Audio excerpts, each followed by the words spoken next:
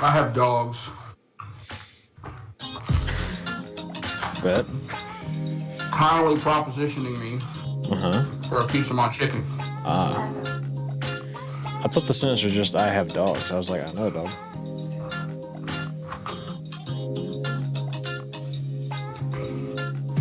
I mean, that is a factual sentence. I do have dogs. Actual factual.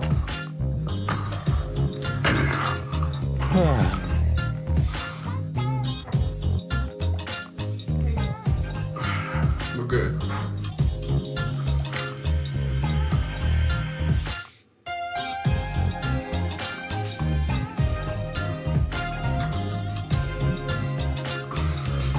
I don't have much to say, folks. If you're one of our people that are in here in the like before, I ain't got much to say.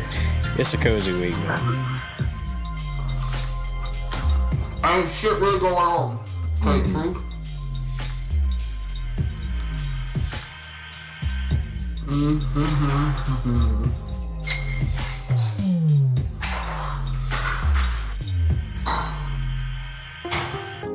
Copy link. Put this biatch in the Discord. Yes, sir. Let them know.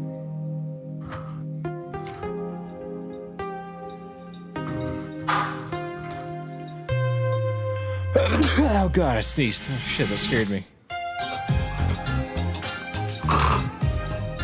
Brian says he's working. Good, Brian. I appreciate you. Brian, you really are the most consistent part of this show. Brian's the backbone. Brian, if we ever get big enough to have mods in this shit, you're going to be the first one. Oh, you already know, baby. We are live. Spencer has told me he has something he wants to start the show with, so I'm just going to let him have the floor.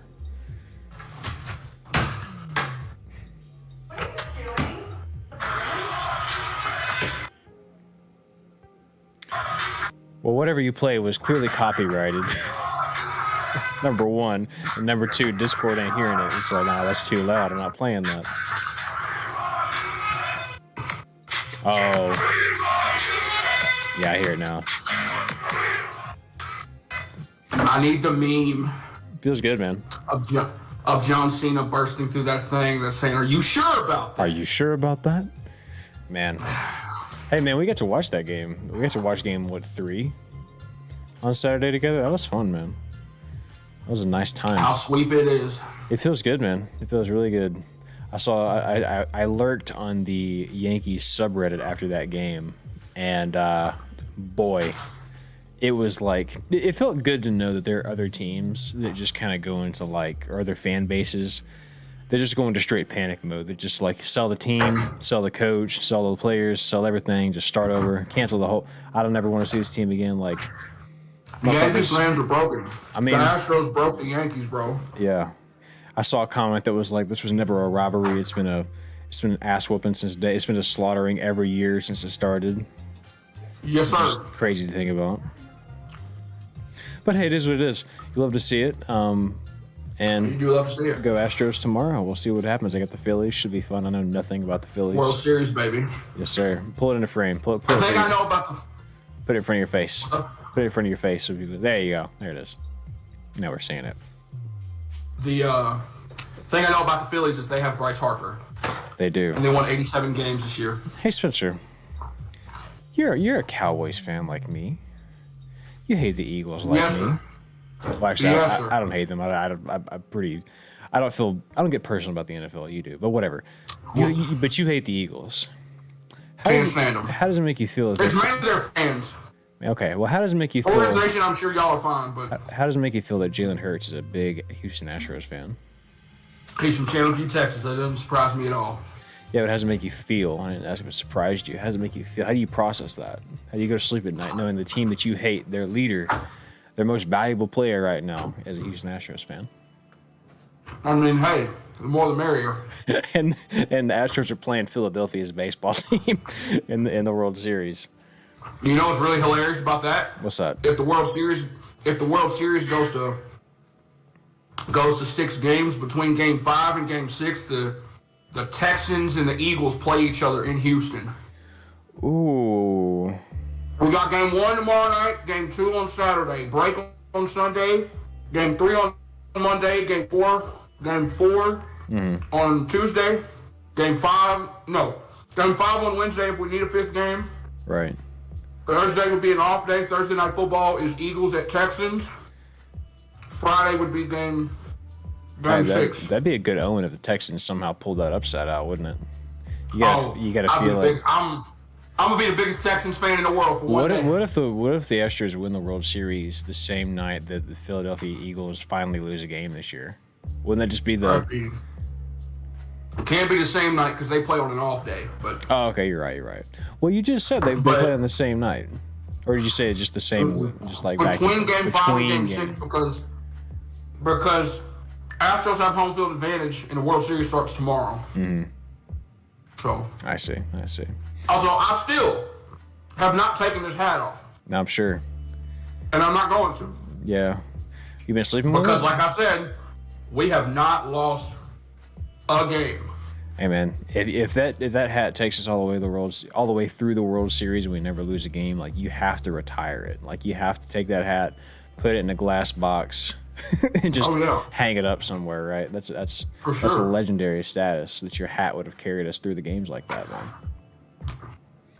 It had absolutely nothing to do that we have one of the most amazing pitching staffs in Major League Baseball, and these are professional athletes getting paid $1 million. No, that had nothing. It was all your hat, Chief. It was all your hat. It was this hat. Well, welcome everyone to a very cozy. If you cannot tell, folks, it is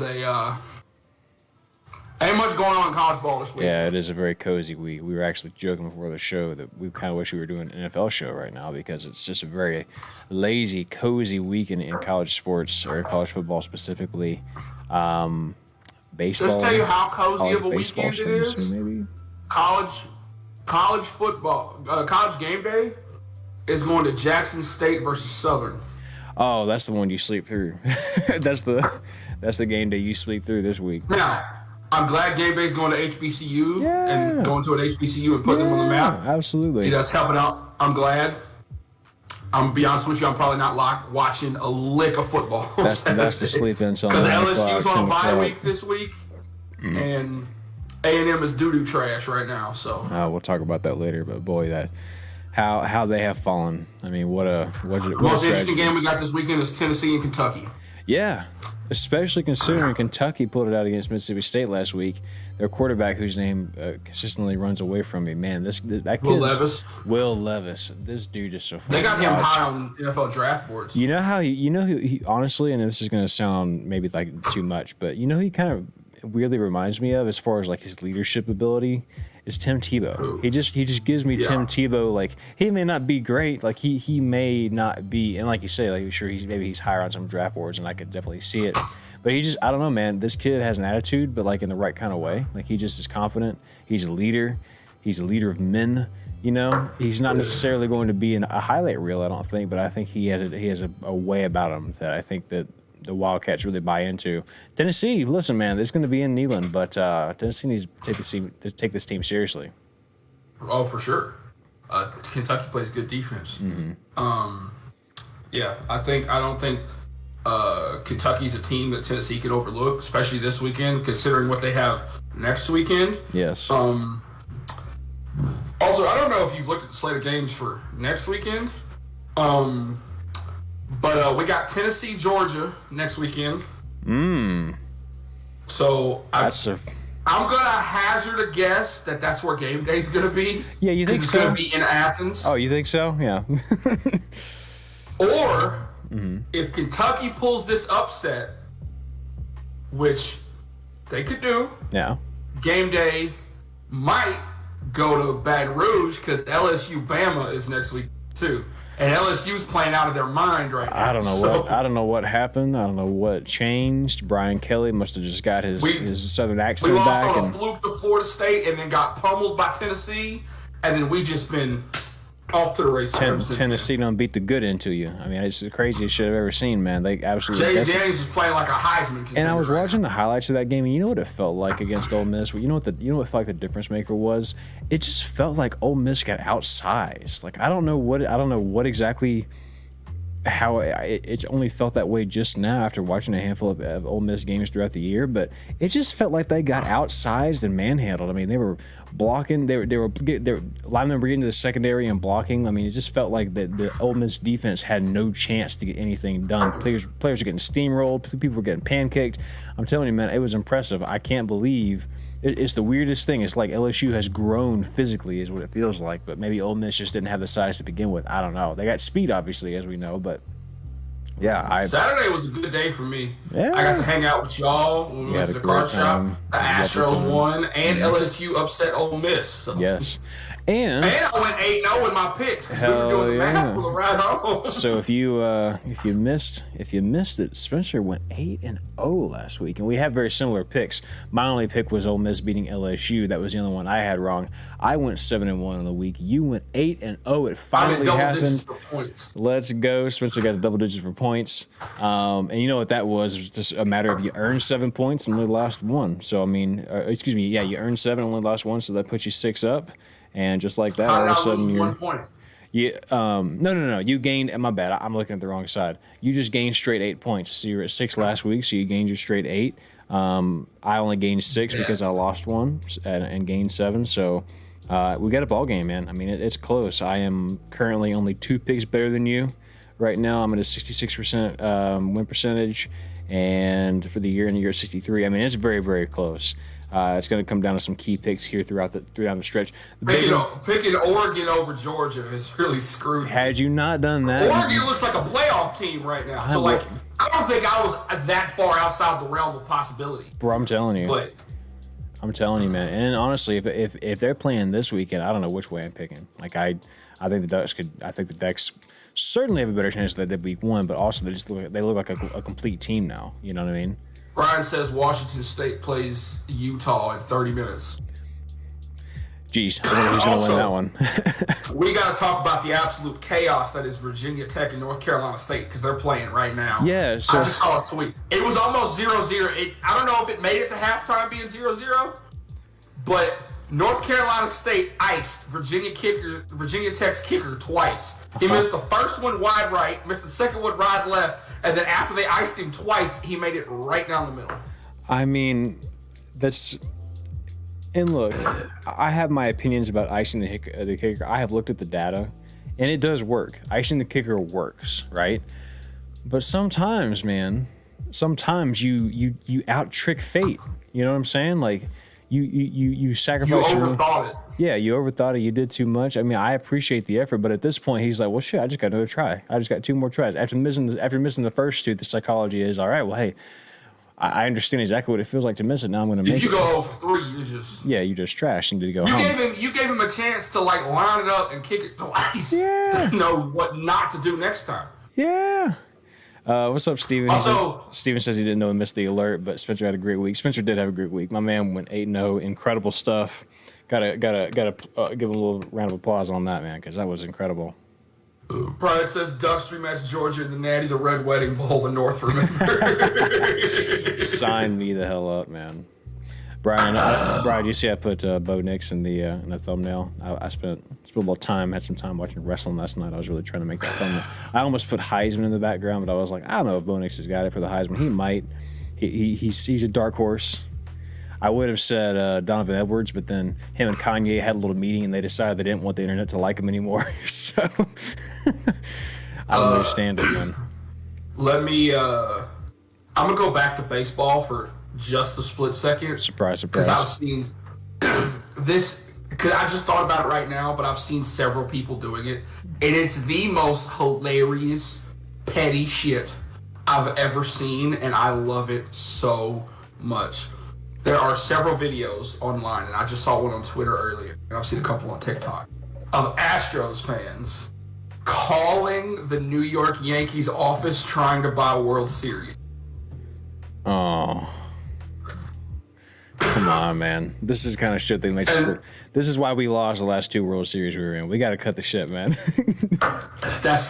We can't be this petty. That's not the type of shit I would do. Uh-huh. But, like, we've been going through this shit for 5 years since the, like, whole cheating thing. So, like, if we're going to be the villains of baseball... Then may as well do it, right? At least, like, people already hate Cowboys fans. Like, people hate the Cowboys. We've been trashed. Don't do this, years, right? Yeah. So like, if I have to be a villain about being a fan, at least my team is good, right? If you're gonna be the heel, be the heel. Yeah. If you're gonna be the heel, be the heel, right? You know. I'm gonna be the edge of sports fans. Fuck it, be obnoxious. You want me to act ignorant? I'm gonna act ignorant. You know what I'm saying? Wait till the Cowboys get good. Some of y'all motherfuckers gonna hate me. Listen. All I know is the Cowboys are undefeated this year. Whenever I'm at home wearing these slippers, so don't ever take them motherfuckers off, bro. Don't do it. It's on me. The reason we lost you better 2 games. shower with them fucking shoes on. The reason we lost 2 games because I wasn't wearing these slippers. So I'm just gonna go ahead. If you look at the Cowboys' schedule right now, yeah, they got the Bears. Very favorable. Bears scare me a little bit because I saw what their defense did to the Patriots on Thursday. And Justin Fields is starting to figure things out. I saw a play where he just pitched the ball out real quick on a route and got a touchdown just because he made the adjustment. Like he just needs time in the system and an O-line, honestly, to get things figured out. I mean, he's clearly got the talent. He's a good decision maker. But then we go into a bye week after that, and then I don't know who we play after the bye week. This Bears game feels like the Denver game from last year. We were supposed to run all over them and then just got completely trapped. Got mollywopped. So exactly. We'll see what Dak's doing. That game still pisses me off because I drove 45 minutes to go to Buffalo Wild Wings to watch the game because I couldn't watch it on my apps because I lived close to Houston at the time. Yeah, and the Cowboys and the Texans were playing at the same time, but I was in the Houston market, so the Texans game's going to pop up. I drove 45 minutes to watch us get demolished. Yeah, anytime you got to do the extra effort like that, don't bother. Just watch on the app.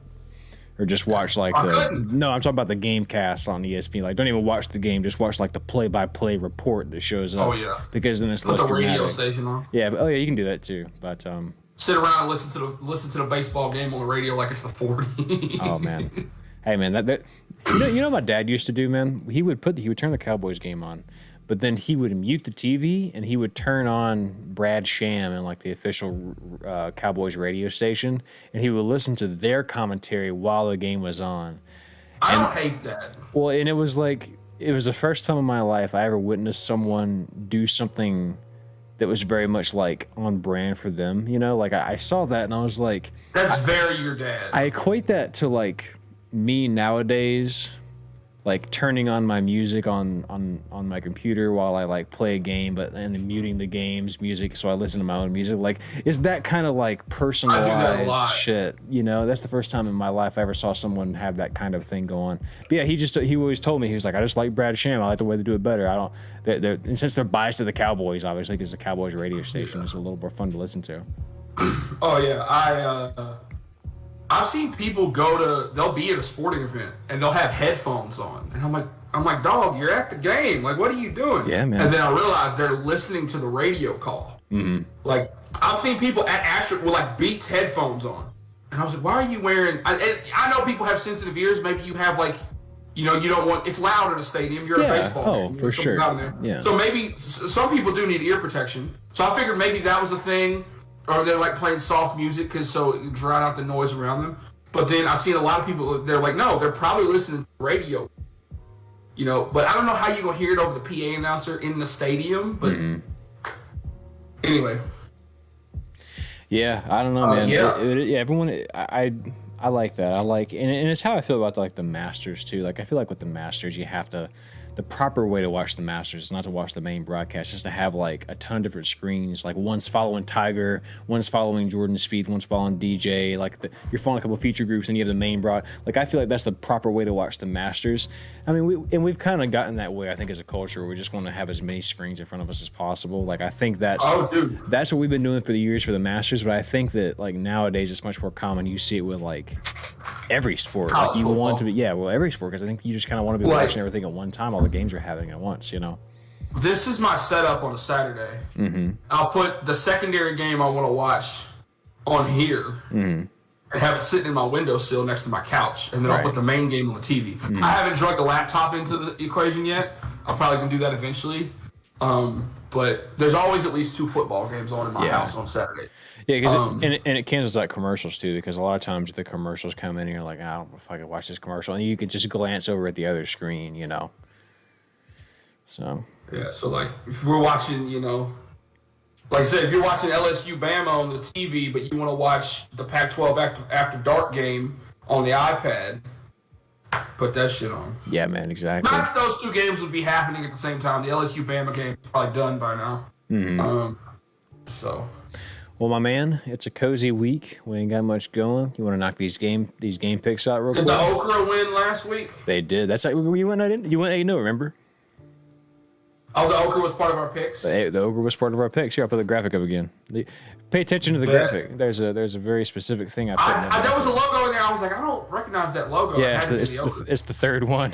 It's not even a logo. It's literally just... I just put in the Okra mascot. Picture of real Okra? I should have done that. That would have been a better idea. But it was just the Okra mascot that I just put in a little... It should show up on your side now. Don't state if any of you are watching this. We will find our way to Cleveland, Mississippi one day, and we will come to a game. Brian, how are those seats? Spencer showed me the amazing seats, man. How was that? Oh, yeah, Brian was at the game, and his seats were amazing. I'm sure that was lovely. What kind of connect you got to get seats like that, my guy? Yeah, seriously. All right, man. Let's do some picks. Game one of the week that I have for us: Syracuse going to visit. No, I take it back. The Fighting Irish, Notre Dame, going to visit Syracuse. They're going to be in the Dome, and Syracuse has looked great there all year. Barely lost to Clemson last week, and I mean barely. I mean they were driving on that last drive through the interception. Obviously, things changed. Clemson rushed the field because they beat Syracuse for some reason, but whatever. But in Clemson's defense, they do that after every home win. Yeah, that's It's called true. meet at the Paul. They do that. But the announcers got really confused about why they were rushing the field for beating Syracuse. But I was like, Clemson's been good for like 4, 5, 6 years now. How do you not know that they do that after every home win? Because they played a bunch of primetime games. How do you not know that? This was like a primetime ESPN game. Right. How do you not know that by now? Like now us being, we're jackasses, so like we didn't know. We don't follow Clemson that closely. But yeah, I mean, if you're supposed to, if you're running the game, if you're calling the game, you ought to. Feels like knowledge that should be pretty known, But we were watching it live, and they rushed the field, and I was like, y'all beat Syracuse. Like, I didn't. Yeah, Syracuse was undefeated. They have a good team, but Syracuse has been trash forever. Yeah. So like, not trash. They've been decent, but like they've upset Syracuse in the past. Not Syracuse. They've upset Clemson in the past. But it's like, y'all beat Syracuse. What are y'all doing? And then we learned that they do that every time. Was it Syracuse that beat Clemson in like 2015 or 2016, and they made the field goal, and then he was like doing this after he kicked the field goal?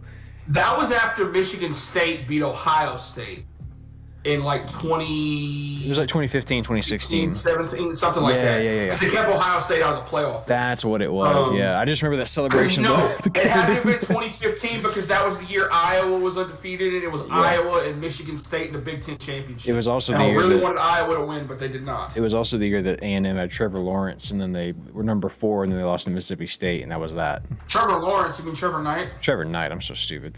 Oh my God, could you imagine? Because if y'all would have had Trevor Lawrence, y'all would have beat Mississippi State. Yeah, that'd have been a whole different story, wouldn't it have been? God, could you imagine? Bro, it's crazy. There's those pictures of Trevor Lawrence's recruiting trips, and the one I keep seeing all the time, he was standing there in a Tennessee jersey. Just imagine if Trevor Lawrence went to Tennessee instead of Clemson. It would have looked a lot like Tennessee looks like this year, I'd imagine. Yeah.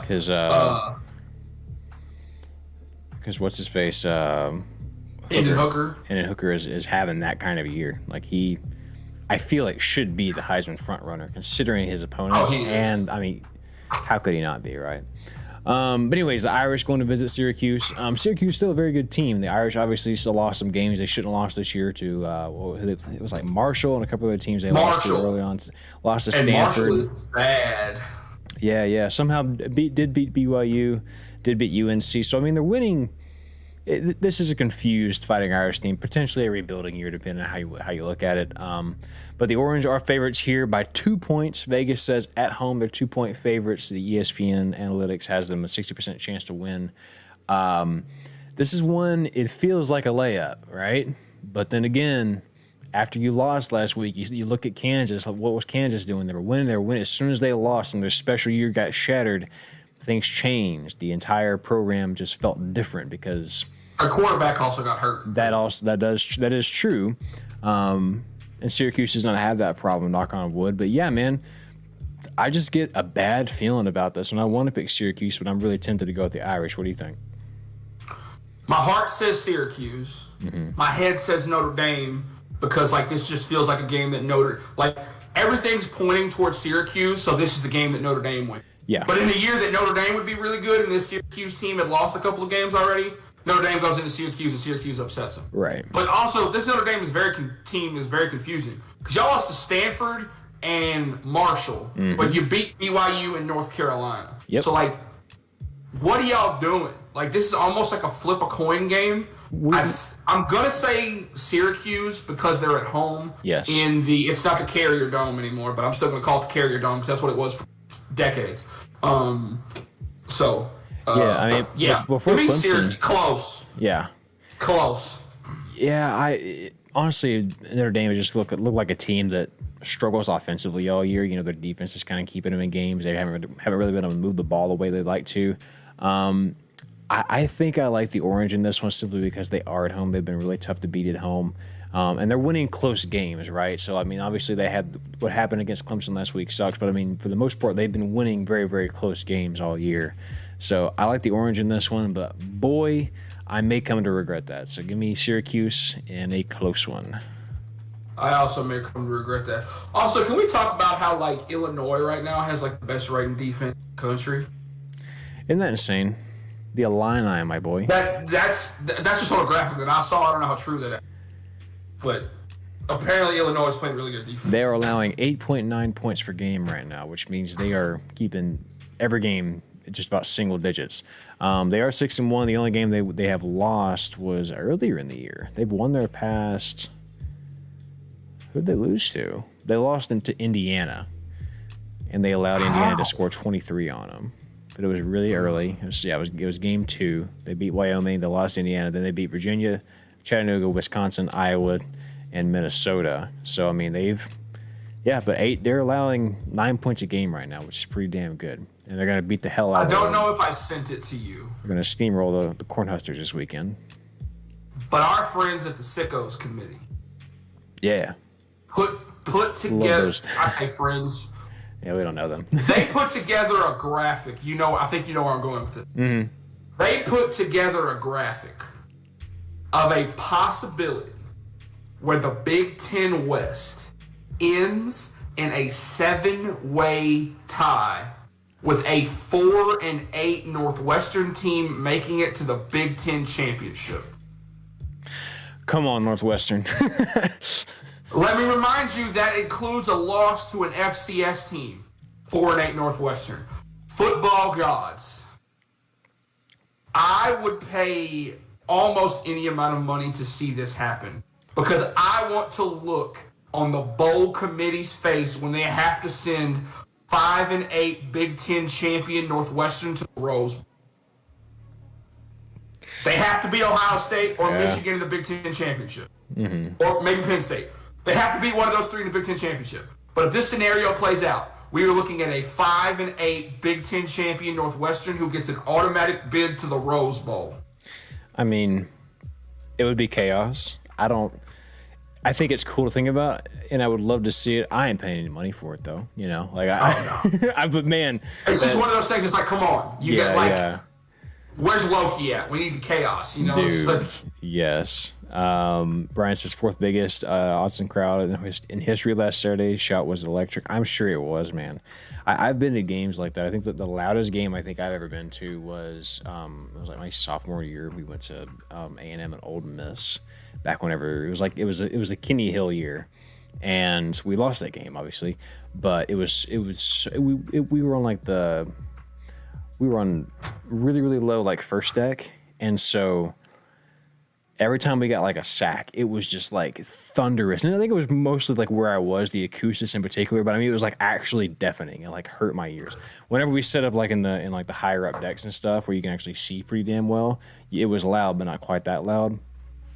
But when you were underneath that overhang, oh my God, it was like actually like hurting your ears. It's crazy. That game wasn't as loud as 2013 A&M Bama. Well, no, I went to that one. The only reason it probably was louder, that game was, to your point. But what happened was number one, Kyle Field didn't have as many seats at that point, and number two, I was sitting very high third decks. Like I wasn't inundated in the sound at that point.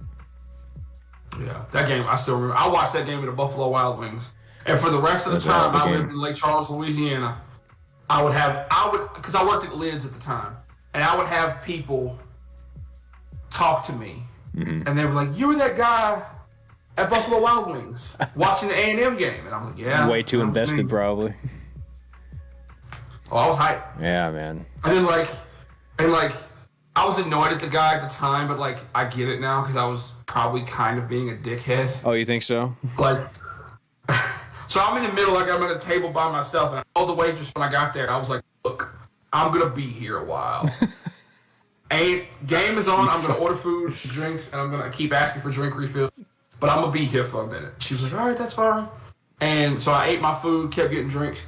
And then LSU was playing, like, they kicked off, like, toward the end of that game. And I'm still heavily invested because A&M was trying to make a comeback. And LSU was playing, like, Northwestern State or something like that. And so the dude sitting, like, 2 tables from me, he didn't say anything to me directly, but he very audibly, very loudly asked the waitress, "Hey, can you put the LSU game on, please?" Which, he said the words, "Hey, can you put the LSU game on, please?" But it kind of sounded like, "Can you shut the fuck up?" Like, hey, so it's like, I believe him. I believe that he did exactly that. He was probably looking at you like, that fucking baboon. If this man doesn't shut his mouth, like, you're a disturbance. I fully admit, like, had it been like an environment and there were multiple people there, I would not be apologizing for my behavior. We went there with a crowd. It's a game day, but I was by myself. So yeah. Anyway, so it's not the best look. You just a dude walking in there and yelling at a TV. It's like, dude, you could do that at home type beat, you know. True. But at the time, I guess you maybe not. I don't remember what your TV situation was like at the time. I don't remember either. Yeah, but speaking of A&M, and my God, how far that program has fallen after appearing to be on the top of the world. First of all, before we preface this, we're about to talk about Ole Miss and A&M. It's gone to shit. Like, just a quick update in case you care about the Aggies. It's gone to shit. Like, Jimbo had to suspend several players because they were smoking, like top players in the locker room because they were smoking weed. There's been whispers of transfers. There's been whispers of recruits unfollowing and stuff like that. I mean, they're 3-4. You lose to South Carolina last week. You lose to Bama the week before that. Your only quality win this year was against Arkansas, and even that doesn't look good anymore, especially considering Arkansas's bad. Right, and then of course there's the Miami game, but Miami's bad. So I mean, really, this program they have done nothing all year that you could even circle. Maybe you look at the Bama game and say, oh, they almost won that in Tuscaloosa, but they also had their backup quarterback in, and really their defense kept them in the game the whole time. It is what it is, but they do play the Rebels this weekend, the Ole Miss Rebels, who are coming off of a loss, pretty tough loss to LSU, maybe overrated going into this game. Dunno. Vegas, though, thinks that Ole Miss in College Station is only a 1.5-point favorite. Do they know something we don't know? There's always that one game bet money this game is on the Bears board. Oh, yeah. On Saturday. On college. Oh, yeah. I'll bet. You telling me? Now, it is important. Hector, what's up, Hector? It is important. What's going on, Hector? It is important to note that A&M... That's my boss, by the way. Oh, sweet. It is important to note that A&M has only lost the last 2 games by a single possession, right? So, I mean, there's that. Mississippi State was in fact, Mississippi State's the only game that they've just let get away from them. And then they had quarterback issues in that game down the stretch, and there was a lot went wrong in that game. But that game aside, everything they've lost has been 1 possession. So they're right there. I mean, they're 1 possession in each of these games away from being a completely different team. If you look at them, if you squint, you look at this team, you kind of tilt your head, squint. You think, okay, this could actually be a good team that is way better than their record, and maybe that's what Vegas thinks. But honestly, man, you look at this, like, I don't know if ESPN in Vegas is watching the same team I'm watching, because man, like they think Ole Miss is barely going to pull this out. I don't know what you got, man. Who do you think is going to pull this one out? I don't bet that. If you bet on sports, stay far. Yeah. What is it they say when you're like waving your teammates off? Don't touch on a punt return. Yeah. Peter. Yep. Which, yeah. Avoid. Don't play with your Peter. Anyway, yeah. Don't bet on this one. My wife is in there laughing and giggling at something. Anyway, yeah, I'm gonna take the Rebels in this one. I am too. I got Ole Miss winning this by 2 touchdowns, and it's a shame. Also, new drinking game. Take a shot every time an A&M or Auburn transfer portal. Yeah. Accurate. Next week, who do we have next? Oh, we got the Florida-Georgia line game this weekend. We got Florida and Georgia. Florida-Georgia line. It is going to be... says, heard from a trusted source that before Phil Knight boards his private jet, he always asks his pilot what's the score of the Miami game. Sorry, Mario, no refund.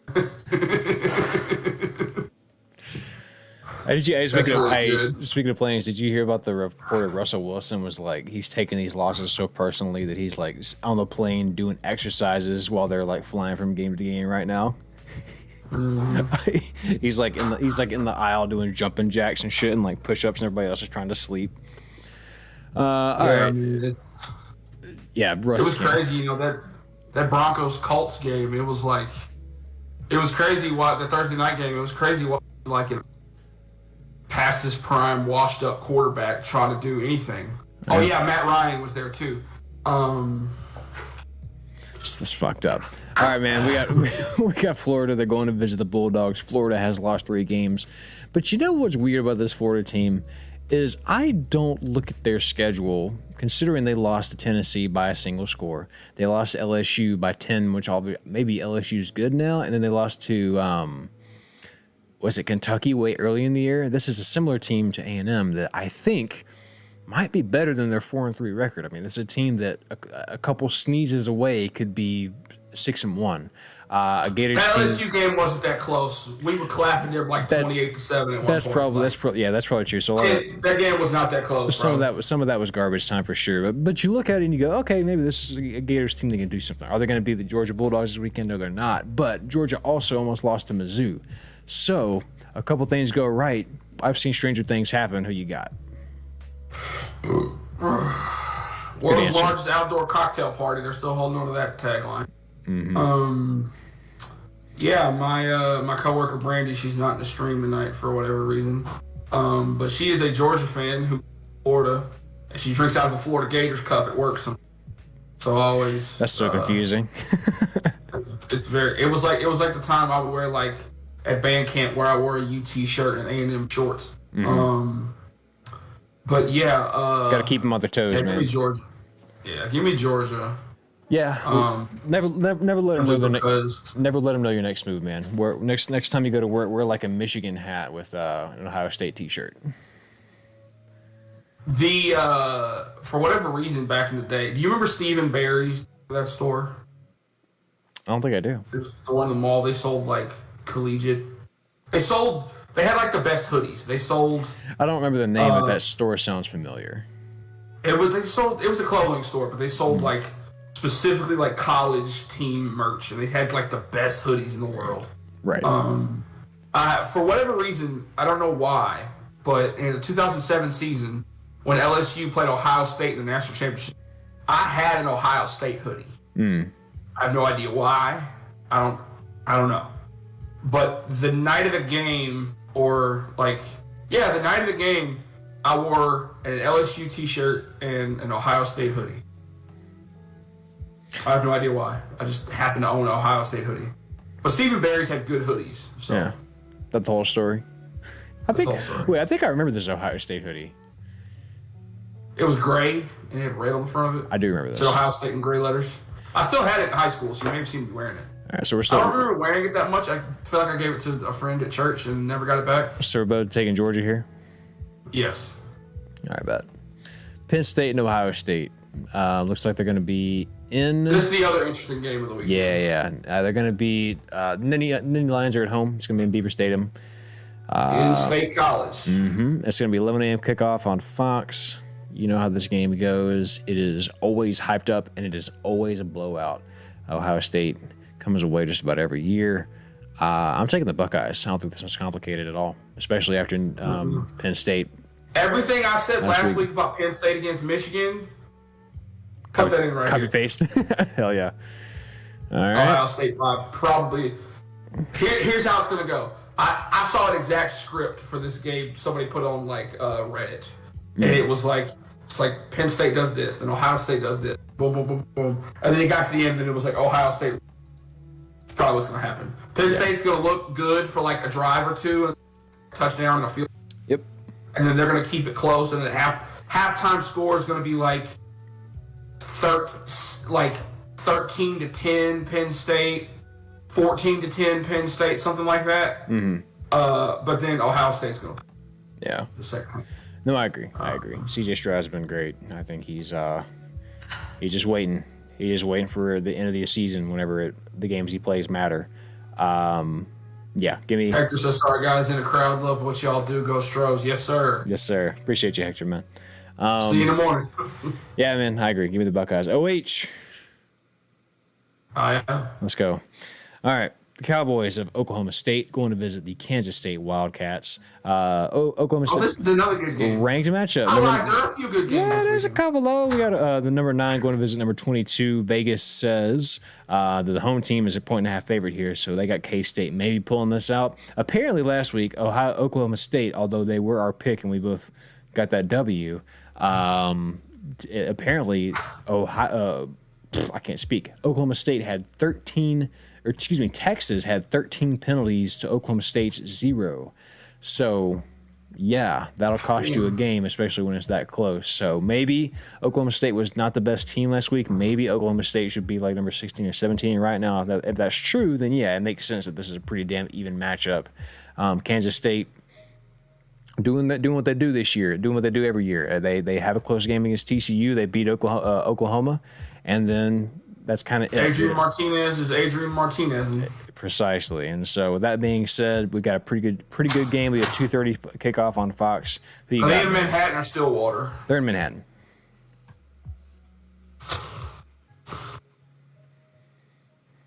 I know. Me too. I don't know, man. Hey Siri, flip a coin. It's tails. Kansas State. All right, I'm gonna take the Cowboys just because something about this, man. They keep winning games they shouldn't. I take it back. They did lose to TCU, but that game was pretty close too. I don't know. The fact that they went that close to TCU and they were ahead for a lot of that game. Texas, they were behind and came back against Texas. I think Oklahoma State's the real deal still. Maybe should have lost last week, but still I think they're pretty good. Give me the Cowboys, and simply to disagree with you. You got to keep it fresh. No, I genuinely don't know. Give me State. Oklahoma State's probably the correct answer. Hector says Penn State University equals linebacker university. I agree with you. Yeah, hard facts. Because Michael Parsons came from Penn State. And he's the best defensive player in the league right now. That man is top 2, and he's not 2. I don't disagree. I took some convincing, but he's that good. Can we talk about the Jets are good right now? Can we talk about Sauce Gardner? Oh my God. This dude is like top 3 corner in the league, and he's a rookie. Yes, dude. Give me a team with him and Trayvon Diggs on it. You ain't throwing nothing. No, he'll be in the Pro Bowl. That's no doubt. Also, Breece Hall. Yeah, they hate to see that. ACL tear. Yeah, he's on my fantasy team, man. I was bringing in some points for him. He's on my injury list now. Yeah, it's been a tough year for fantasy. I just picked up in our league that we're in. I don't know if any of y'all saw, but you picked up the Giants traded Kadarius Toney to the Chiefs, so I picked him up. I saw a tweet earlier that it had Kadarius Toney, and it was like Kadarius Toney running his first route as a Chief, and it was just a scene of Kid Forrest Gump running out of his braces on his legs. I can run. You know what's really funny about Kadarius Toney What's up? being on the Chiefs? He's gonna wear number 19 for the Chiefs. when he got to the NFL, he literally on his back, full back piece tattoo, has the New York skyline, Statue of Liberty, all that, with a big ass number 89 back, because that's the number he wore for the Giants. And in between the 89, he had the Giants logo. He had to go give it. Now it's an NFL logo. I think he went and got it. Not this quickly. He just got traded, but I think he was like, yeah, that was probably a bad idea. Yeah, don't get tatted up, man. I mean, or just roll with it. Be like, hey, man, that was my team for a while. It is what it is. It's part of my history. You know what I mean? I've thought about sports tattoos. I would get the Cowboys. I would get the Astros. But also there's certain Astros logos you can't get tattooed on you. There's, the logo that's on your tan hat you have. Yeah. There's a gang in Houston called Tango Blast, and that's one of their logos. And so if you get that tattooed on you, they might run up on you. I'm so serious. What? I'm not kidding. No, fuck that. Fuck that. I know. No tattoos for me. I'm not gonna put a bumper sticker on a Cadillac. You feel me? All right, man. Let's do Cincinnati, the Bearcats, number 20, going to visit the UCF Knights. It is going to be a home game for the Knights, and they are 1.5-point favorites. Another kind of a toss-up of this game, honestly. Two teams we've not really covered, but Cincinnati quietly, after their first loss to Arkansas, has not lost the game since. They're winning games close. It's going to be them and Tulane in the American Championship. They won some close games against Tulsa, USF, and SMU, but they've been all very close. And, of course, UCF just coming off of a loss to Eastern Carolina. It's their second loss of the year. I actually think UCF wins this game pretty convincingly, personally. What do you got? I haven't watched either of these teams, but UCF's wearing some really cool uniforms this week. And it's going to be in the Bounce House. And I love that name for a stadium, so give me the Knights. All right, let's take the Knights at home, baby. Love to see it. And yeah, like you say, a little bit of a slow week. We got another game that maybe is not that interesting, but should be also, a layup for both of us. A game that's happening. A game that's happening right now. Louisiana, the Cajuns, are in Hattiesburg playing Southern Miss. Yes. And when I checked the score was 22-5. It is now 29-11. You know how that happened, by the way? Yeah, freaking Ding Dong threw a intentional grounding in the end zone. No. Well, you know what happened before that? Both teams have a safety, by the way. Well, you know what happened before that? The first drive went for a touchdown. I forgot which team did which. The first drive went for a touchdown. The field goal was blocked and run back for 2 points. The first minute it was 6-2. It could have been the Cajuns then because they have 5. Yeah. So it was 6-2 in the first minute, which is the stupidest score. The scoregami meters are going off. Do you know what scoregami is? No. Have you heard of scoregami? Mm-mm. Famed internet sports writer John Boyce. I am a huge fan of this man. Came up with a thing called scoregami. And it's mainly for the NFL. It's not really college football. There's a lot more college football than an NFL game. Right. Scoregami is the art of making final scores in the NFL that have never happened. He has a whole video about this. It's brilliant. And he has this graph, and it's like the points by the winner and then the points by the loser. And it's half of it is blacked out. He goes, because you can win a game 17-14, you cannot win a game 14-17. So loser score, winner score. Yeah. And there's all these little dots of certain, because it's impossible to score just a single point in the NFL. So the whole ones column is blacked out. Right. But there's certain scores that are just little blips. But 19-18 technically can happen, but you just don't. Yes. You never see it. Those are two very difficult scores to get to. Right. So I'll let you know that. And he talked about one of the biggest outliers is 73-0, which was the first NFL championship. The Bears smoked Washington. Mm-hmm. And then the Seahawks Broncos Super Bowl ended 43-8. Oh, that's a weird score. Yeah. That was scoregami. And then what was another one? That's kind of fun to think about. That's like talked about.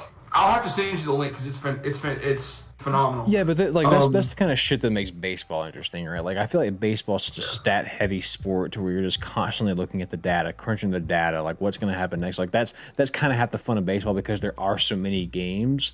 But when you apply it to football, like that's one of the only things you can really do that with because there's the sample size of the games is so much lower. But also the scoring in football is vastly different than every other sport. Exactly. Because when they were making up football, they were like, they just made up numbers. They were like a touchdown is what? And some guy in the back of the points. And they just went with it. Yeah. And then, but like all the other major sports, not golf, hockey, baseball, soccer. It's like golf is a major sport. Golf's like the most simple one. Yeah. But it's like golf, baseball, basketball, hockey, and soccer. I said golf again. Baseball, basketball, hockey, and soccer. And golf. You could score 1 point and golf. You could score 1 point in those. I'm not trying to slag off on golf. No, I know what you're saying. I know what you're saying. Yeah. But it's like it makes me wonder. Like, hockey and soccer, you can only score one at a time. Yeah. You can't score points. In baseball, you score one. But in basketball, but in football, like, you score certain intervals, basically, instead of actual. So most of the time, a touchdown is going to be tied with a 1 point extra point. Mm-hmm. But even if it's not, 6 isn't that weird of a score. And he explains all this in the grand scheme because you get another one. It's Yeah, but 6 isn't that weird of a score because that's just 2 field goals, right? Right. It's still part of a blocking that makes sense. The thing that goes a little crazy is when you start adding 2-point conversion. And a missed 2-point conversion, that's still 6, so that's still just 2 field goals. Mm-hmm. And he says in the video, the crown jewel of scoregami is a 6-1 final score. And yes, a 6-1 final score is possible in the NFL. It is a play that would be so unbelievably stupid. Wait, can I try to guess what it would be? Yes, you can. Right. Would it be a matter of like they go to kick the field goal, the extra point rather. They go to kick the extra point. Penalty, you got to back them up, and you just keep getting penalties until you back up, and then the ball gets blocked and goes through the other team's field goal? No. Okay, that would be my guess. If you remember, this has happened 2 times in college football. I think I know what this is. I think I know what it is. Yeah, go ahead. That I know of. It happened in, I want to say it was early 2002, 2003, UT versus A&M. It's a 1-point safety, isn't it? It's a 1-point safety. Yes, God. 2013 Oregon versus Kansas State. That's the one I think of. That's the one I think of. So here's what would have to happen for that to happen realistically in the NFL, right? That means the team kicking the ball would have to score a safety in their end zone 98 yards behind.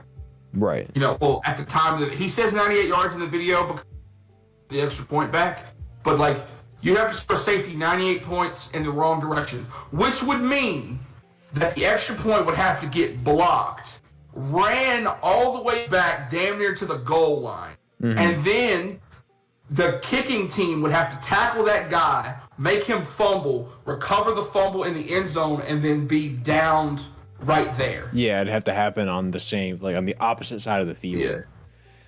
So the one that happened with Kansas State and Oregon, if you look at the scorebook, that just looks like a made extra point, right? Because Oregon got the point anyway. Right. So it's just going to look like a made extra point. I think the rules are a little bit different in the NFL, where it would have to be 98 yards in the other direction for you to score a safety. Right. That's the crown unless we start borrowing the Rouge from the CFL. That'll probably never happen. That's so interesting. So like here, it's a safety in their own end zone, which because they were not the ones kicking the extra point, they still got the point. Yeah. It's just a 1-point safety. Yeah. God, that's so fascinating. I love football. So if there's anything to teach your players in that regard, it's like, hey, if you block this, do not recover in the end zone. Yeah, just get away. Don't touch it. Just don't touch it. Yeah, pretty much. If one of their guys picks it up, tackle him. That's so interesting. So interesting. All right, anyway, back on track. Oregon and Cal. Cal is it will be at Cal. The California Golden Bears. This should be a layup for both of us. 17-point favorites are the Ducks. Do you see Cal pulling out this upset after they've lost their last 3, including a loss in overtime to Colorado, or are the Ducks going to win? Oh, the Ducks are definitely going to win. But I will say this. I want to say it's the last 3 times the Ducks have played in Berkeley. Cal's won 2 of them. Cal's 2 for the last 3 in Berkeley. So well, they ain't doing it this year. Cal's not winning this game, but interesting stat. It's like that weird stat we talked about last season, and I'll rewatch our video because your reaction was just so good. I think it was last season or maybe 2 seasons ago. No, it had to have been last season. Oregon was like number 3 undefeated. They played at Stanford. When Oregon is top 5 in the country, and I want to say it's either top 5 or top 3, and they play at Stanford. Stanford is 5-0. Isn't that crazy? Ridiculous. I mean, like Brian says, yes, the stop moving to Portland Bowl. Yeah, in a nutshell. but dude, stats like that are crazy to me. Like that just feels like fate. You know? Yeah. So. Well, we've been talking a little bit of baseball throughout all this. I saw a tweet earlier, and he goes, I really feel for. He was like, I really feel for. He goes, I'm jealous of NFL because your championship is done in 3 hours.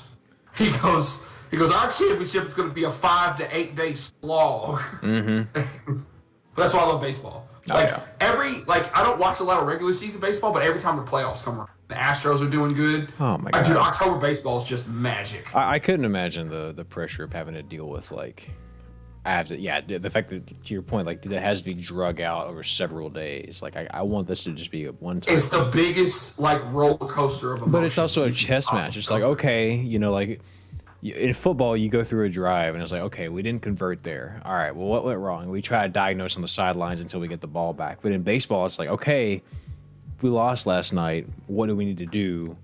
Let's think about this. Have a big team meeting. Let's take the, so it's just a much slower pace. It's a chance to sit down and try to think without overthinking. Okay, what changes do we need to make? The changes you have to make there are so long. It's such a chess match compared to more of a boxing match that is football. But one more pick, man. Number 19, the Wildcats. They got what's his name? Will Levis. Oh, I love that guy. Will Levis going to visit the Volunteers. They're going to be in Neyland. They do have another field goal, so that's good to know. They're going to have actual functioning field goals on both sides of the field. It will be the balls at home. They threw it in the river and listed it on Google Maps as a tourist destination. Amazing, and it'll be there for years to come. You can find the Neyland Stadium goalposts on Google Maps for years. Somebody tweeted they were like, "Google never delete this." Yeah, I mean that's really what it's going to be like. Years from now, we're going to look back and be like, "Yeah, that's a tradition. They do it in Tennessee now. You go visit the field goal because blah blah blah." But yeah, man, they burn couches in West Virginia. They tear down field goals in Tennessee. Yep. Don't you love the Appalachian Mountains? It is a strange place. But we got the Kentucky Wildcats, the Tennessee Volunteers. Vegas says that Tennessee is a 12-point favorite here. They are at home. But hey, if there's going to be a team that Kentucky could lose to before they... you mean Tennessee could lose to? That's what I said. That's what I meant to say, rather. You look, other than Georgia, you look at their schedule of a team that they might lose to, this is it, right? They've already taken care of Bama. Obviously, Georgia's going to be a big game next week, and we're going to talk about that when the time comes. But Kentucky cannot be overlooked. It's going to be easy. I think it's going to be tempting for them to be thinking about Georgia already at this point. But you got to take care of these Wildcats because this is a good Kentucky team. Be a good test for them. Who you got, man? Tennessee, because they're at home. Yeah. That offense is really good. Yeah. Kentucky's defense might make a couple plays, but Kentucky's not going to outpace them. You gotta if you're gonna beat Tennessee, you gotta score a lot of points. Tennessee's defense is good. Yeah, Kentucky's let me down earlier in the season. I picked them to take care of Ole Miss. Ole Miss figured it out. Whenever I picked against them, whenever they went to go visit Florida let me down. Kentucky wins, so I can't win with this team. I feel like whoever I pick here, it will be the opposite result because Kentucky, I'm over 2 on picking Kentucky games this year. I picked them to win. I picked them to lose. I was wrong both times. So I feel like It's kind of what to me what's going to happen here. I'm taking the Vols. And if Kentucky wins, this is truly a curse for me. But I'm taking the Vols. I think they're the better team. But Will Levis is special. They make some defensive plays. Anything can happen, but I just think that Hendon Hooker is too damn good. I think he's phenomenal. And I think he's going to be trying to get in good shape, getting ready for next week against the Bulldogs. But, yeah, give me Kentucky, man. Excuse me, give me Tennessee, Rock man. Top, you'll always be home sweet home to me. Tennessee. Let me type these in real quick. And just like that, folks, we're all picked up. I'm going to tell you why Tennessee's going to win. Go pull up them unis. Oh, you may pull up the unis? I got them, baby boy. Sir. I got them, baby boy. They're right here. Ooh. They're wearing that all black because it's Halloween. Oh, and it's going to get spooky out there. It's going to be spooky. They're going to have to pull it out because Will Levis is coming, my boy. But, yeah, no, these look great. These are sensational looking. It will be, it's a night game, is it not? Yeah, 6 o'clock. I do believe. Wow.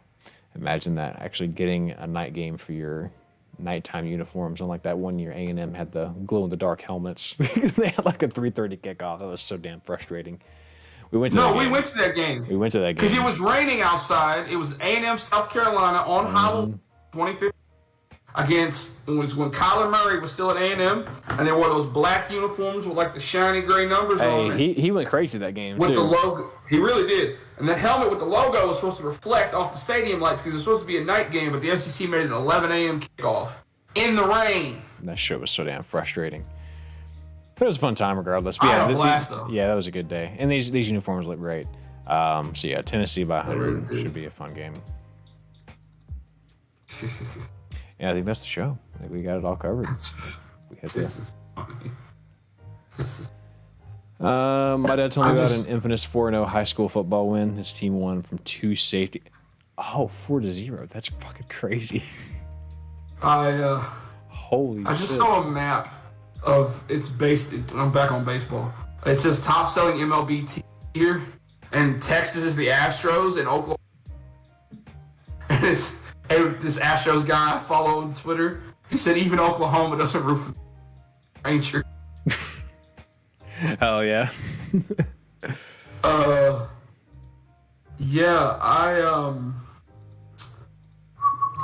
was gonna try to find you some uniforms because I had we looked at Tennessee's, but I had another one. Washington State's helmets they're wearing. They're really cool. Washington State helmets. Let's see.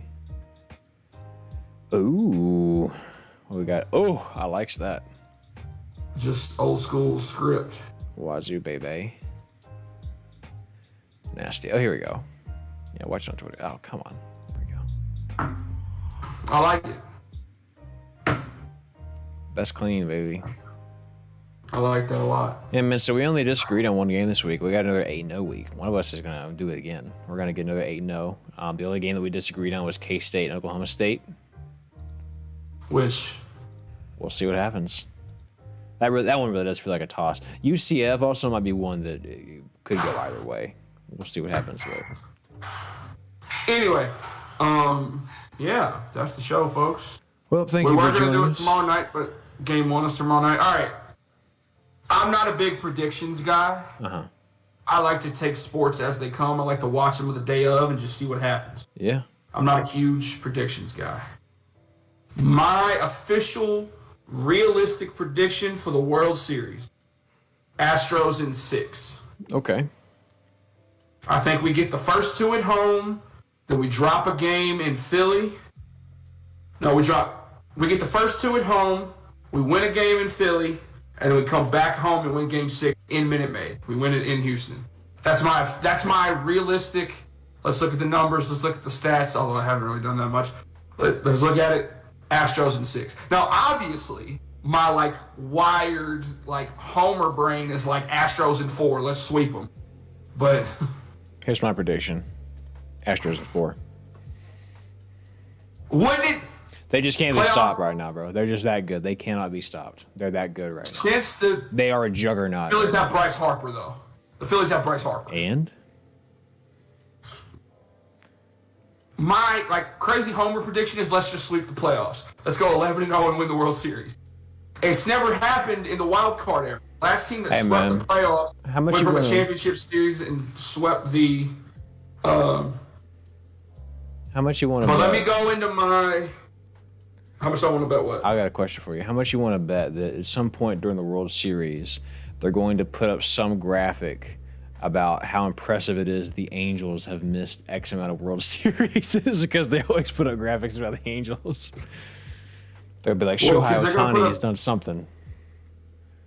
So, Shohei Ohtani has done this and has done this thing that hasn't been done since Bumfoot Jones did it in 1903. This man has watched more World Series games from the house. I like that dude. I do. I think he's cool as hell, but it's just funny. They love talking about the Angels. The Angels are wasting him and Mike Trout's career. Imagine having Shohei Ohtani and Mike Trout and making the playoffs. That's crazy to me. Somebody needs to go get them boys. I love fall because fall gives me the chance to sit at home and watch the World Series, just like the Yankees. And on that note, we've got to be out of here. Thank you guys so much for joining us. Like the video, share the video, subscribe, and let us know in the comments what the fuck you think is wrong with us because we can't figure it out. We'll see you next week. We'll talk to you next week. Enjoy your Saturday. Let's go Stros. Let's go. Go Astros, baby. And we can win Game 1 because Astros 4 World Series and we've never won Game 1. We're 0-4 at Game 1 of the World Series. Hey man, we have to win tomorrow night. We gotta change the paradigm, man. Hey, y'all be good. We'll see you next week. Be good. Take care of yourselves, and we will see you in the next one. Oh, go listen to Still Tipping by Mike Jones, Zero, and Paul Wall. That's my song of the week. Houston music only tomorrow. Go listen to Still Tipping.